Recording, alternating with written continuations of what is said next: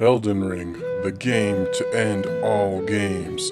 The impossible is finally possible. The greatest game of all time. This is what it feels like to listen to fans and reviewers talking about Elden Ring. Souls games haven't typically interested me in the past due to my perception that they're just a never-ending gameplay loop of death and frustration. But when Elden Ring was announced, I was somewhat curious. Eventually, when Elden Ring did come out, everyone became obsessed, with 10 out of 10s being thrown out left and right as if it was a free 7-Eleven Slurpee. Early into March, some were already claiming this to be the game of the year, and others just flat out would claim it as the greatest game of all time. With all the glowing praises surrounding this title, I thought maybe it was time for me to give it a try. I downloaded the game and have at this point put in around 20 hours or so, and I think it's alright. Not amazing, probably good. Hopefully through this video I can effectively communicate my mixed feelings about this game. To clarify ahead of time, I am by no means a hater, and I did go in wanting to like the game, and in some ways I have. But I can't help but feel Elden Ring is a bit overrated. As I mentioned, I'm only about 20 hours in, which is nowhere near enough time to properly dissect this game in its entirety, but it should be more than enough time for me to determine whether or not it's for me. This isn't a review, but rather an opinion piece on why I personally can't get into this game, as well as why I think so many other players do love it. I tend to jump off of most games if I'm not at least somewhat interested by the 4-hour mark, so I've been rather generous to give this game the time that I have. First, I want to start with my early experiences and how it came across as a first impression. From the very beginning, my experience has been rather mixed. The intro starts out with the narrator going ham about crap I have no idea what he's talking about. And Sir Gideon Othniel, the all-knowing. I'm like, okay, I'm not sure what any of this means, but it sounds epic. I created my character in your typical creator character setup, and I ended up going with the samurai class because samurais are cool. I did have a hard time picking my class at the very beginning, being worried I'd be stuck with it my entire playtime. FromSoft is known for creating unforgiving situations in their games, but your starter class is not one of those, which is a good thing. After you create your me, you can go through the tutorial section, which I had no idea even existed, since like in real life, it never occurred to me that jumping off the side of a steep cliff was the right way to go. But maybe I would have preferred falling to my death over trying to learn the controls on the fly against a tree sentinel.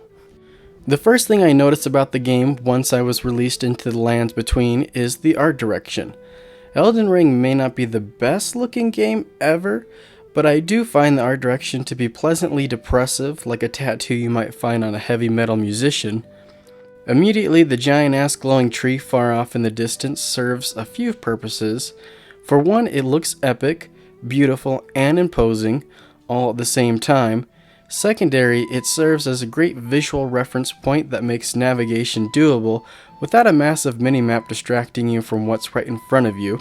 As mentioned, I haven't made it very far, only stepping foot into the second section of the map, but from what I have played, the game's map is laid out very deliberately to the point where navigation becomes easy due to each location feeling unique and sequential.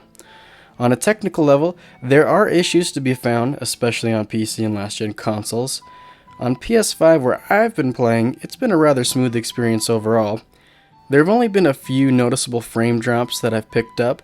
The worst issue I've encountered is somewhat regular pop-in. Bad pop-in drives me absolutely crazy. I find it to just break the immersion. I'm generally not too bothered by little details popping in on trees in the distance, but when you notice an entire field pop in out of nowhere, it can definitely be a little distracting. In the big picture, these technical deficiencies matter, but they aren't enough to deter me from playing if I'm having fun. The sound effects in the soundtrack are both solid.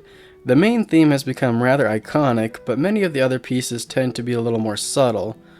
Totally unrelated, but my brain can't stop at playing Attack on Titan theme songs while I'm in battle, especially against the giants.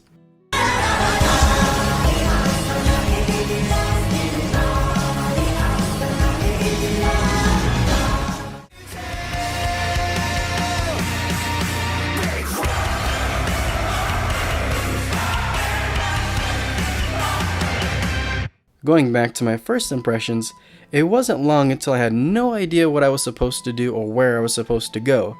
This lack of direction was probably one of the most off-putting aspects of the game for me in the very beginning. While I find this lack of direction frustrating, others seem to find it liberating, which had me wonder why the disconnect. After pondering on this for a while, I'd have to guess it's two things: formulaic open world burnout and a yearning for the feeling of true exploration. I personally love a good open world game, but I'm also a bit of a snob in what I'm willing to commit my time and money towards, especially in regards to a game genre that historically eats time. Because of my picky nature, I haven't played that many Ubisoft titles over the years, unlike many other players and game journalists. If your job is to play all the latest AAA games on day one, then I could easily see how you may get burnt out and bored of a reused and recycled formula. Go to explicitly marked location on your minimap that takes up a massive chunk of screen real estate. Scripted scene is triggered to set up mission. You go to another marked location and combat happens. Then your mission is concluded by more dialogue. This classic formula isn't necessarily bad, but much like in Hollywood, if everyone's writing the same script, even a well-written one becomes unengaging. I still love a good narrative open-world game, but much like the superhero genre in films, if I consumed every piece of good or bad content in that genre, I'd probably get sick and tired of the genre as a whole rather quickly. What I'm getting at here is, compared to many formulaic open worlds, Elden Ring is different, and much like Breath of the Wild before it, different is refreshing, especially compared to a genre that is filled with many games that feel very been there, done that. I think Elden Ring deserves a lot of credit for being true to itself and not trying to fit into the mold of what some developers and investors think gamers want. But I also think players can become a little love-struck to the point where they're unable to objectively discuss the title's weaknesses. I also believe players yearn to feel a true sense of exploration. Many modern games clutter the minimap with everything worth doing, which takes almost all sense of discovery out of the experience. Of course, some games do a better job over others of keeping secrets, but generally speaking, many games escort you throughout the map, revealing everything that it has to offer instead of leaving it to you, the player, to find. I think this lack of hand-holding is a good way to give players an authentic sense of exploration, but I do think a mission journal could really go a long way to help keep things organized, while still remaining mostly hands-off. As satisfying as it is to have to think for yourself, I ended up constantly resorting to guides to know where to go and what to do, which seems to be flawed design in a different kind of way. I believe a good game gives players a hands-off approach with good in-game information to those who seek it. Elden Ring does a great job of giving players a sense of wonder, but for me it's a tad too hands-off. This lack of in-game direction isn't helped by a lack of a story. This may be somewhat controversial, but I really don't think Elden Ring has much of a story to tell, at least in the bite-sized chunk that I've played. There's a lot of good lore throughout, but little actual story, which is not the same thing. Of course, if you've ever played any Mario game, you know that an in-depth story is not a requirement for a good game.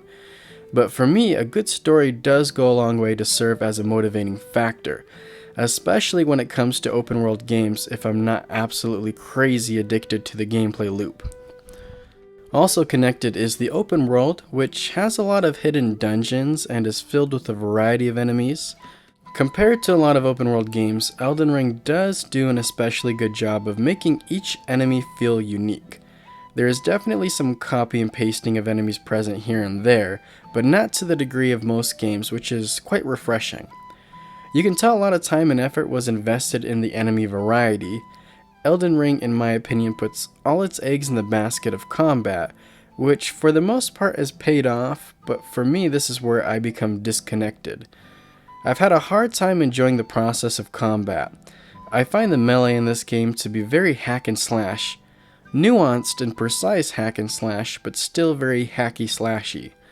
I often felt like the combat encounters were boiled down to hitting an enemy as many times as possible before they wind up with an attack, which then I would then dodge and roll to, rinse and repeat. Blocking and parrying can add more depth to the encounters, but are both weaker and more difficult forms of defense. Blocking isn't really good for a whole lot of attacks, with most breaking through. I find parrying to be a little too difficult to pull off with any consistency, which leads me to the difficulty. Elden Ring is difficult compared to most modern games, but I haven't found it to be particularly overwhelming. The game is mostly fair yet unforgiving, which seems to be why so many fans love it. I've heard other players say that Elden Ring is all about getting good, but that just doesn't seem to be the case within my experience. The game mostly encourages you to get good enough to survive, but not to master its actual mechanics. Of course, there are amazing gamers out there, but I wonder how many of your typical players have become summon gurus who hardly ever pull off a successful parry.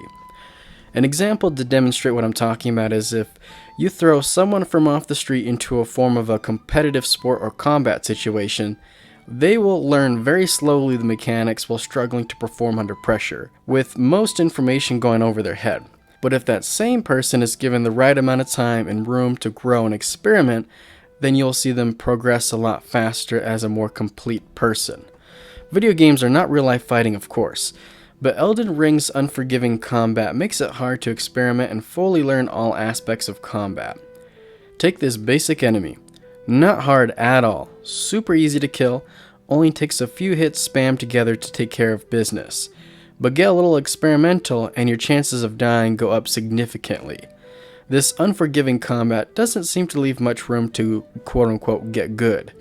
I'm not claiming Elden Ring needs to have difficulty settings, but I will say games like Halo Infinite and Ghost of Tsushima encourage you to learn and get good by allowing you to work your way up through the difficulty settings. I'm not good at FPS games and was able to beat Infinite's campaign on normal, and now I'm going to go back and give Heroic a try.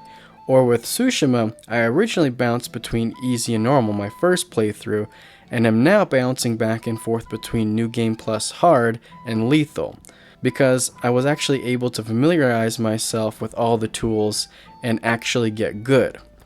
Currently, Sifu doesn't have any difficulty options, but I think that game does a better job as well of allowing you to experiment with your defense and offense by being more forgiving yet still brutal. Between the option of grinding and summons, there also isn't a whole lot of incentive to get good. If you're stuck, just spend a ton of time grinding up levels to alleviate the challenge. I don't think there's anything wrong with cheesing your way through a game. If it's there, then it's there. I understand that enemies need to be able to respawn to give players a chance to level up, but these respawns make the more mundane enemies feel somewhat meaningless. Take this little camp of guards, for example. I got my ass kicked the first few attempts I tried due to rushing in trying to fight all the guards at once, especially this one right here. I couldn't seem to get my timing on. This one was terrible. But once I did finally clear out the camp, I felt a mild sense of accomplishment that was quickly taken away once I realized what I did had no real impact, with each guard responding shortly after. At this point, it clicked in my head that what I was doing had no real impact on the world around me, but instead the world was effectively just endless tall grass filled with route Pokemon. In a lot of ways this makes sense, especially from a leveling up perspective, but it kind of makes playing a chore. That is, if you don't love the combat like me. Compared to many of Rockstar's greatest hits, as well as classics like Skyrim, The Witcher 3, the Mass Effect trilogy, and even Cyberpunk 2077, these games make you feel like, as the player, the world is affected by your choices and actions, rather than feeling like a haunted house ride like Elden Ring does. Overall, I think Elden Ring does a lot right and deserves praise for being an unapologetically open-world FromSoft game. For me, this title primarily falls flat for having everything revolve around the combat that I personally couldn't get into. I also found the progression system to be a little slow for my liking, as well as my lack of true impact on the world, but I think I could have overlooked most of these gripes if I was more engrossed in the combat. There are bugs to be fixed and polished, but as a whole, Elden Ring does excel in the presentation. I found Elden Ring to stimulate a sense of wonder within me, but often found my discoveries were somewhat disappointing. I'm glad to see this title is doing well for an assortment of reasons that I believe will positively benefit games to come in the future. I don't believe Elden Ring is a perfect game or a masterpiece, but as a good game, respect where it's due. Thanks for watching. I'd love to hear from you in the comments, and as always, until next time, see ya!